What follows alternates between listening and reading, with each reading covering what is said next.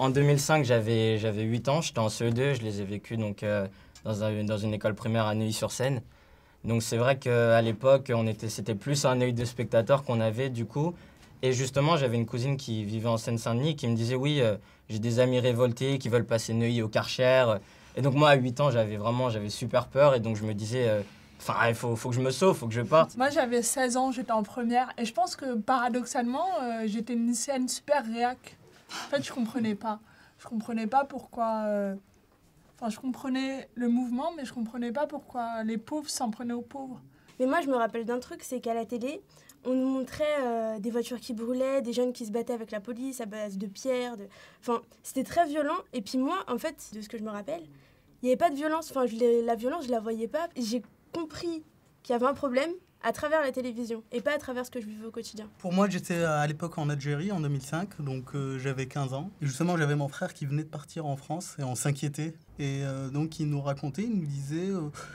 finalement, pas grand-chose à signaler. Et ça nous avait un peu heurté parce que nous, ce qu'on voyait, ce que la télé nous donnait, c'est vrai on croyait que c'était quasiment Bagdad. J'habitais Paris, dans le 20e. J'allais en 6e dans un collège ZEP et mes journées se passaient très bien. Et c'était le soir, quand je rentrais et que la télé s'allumait, où j'avais vraiment l'impression que c'était la guerre. Moi, j'étais dans l'esprit de guerre des tranchées. On avait tué l'un des nôtres.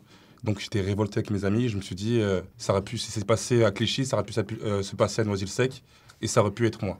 En fait, nous, à partir de 2005, on a commencé vraiment à sentir une vraie pression policière.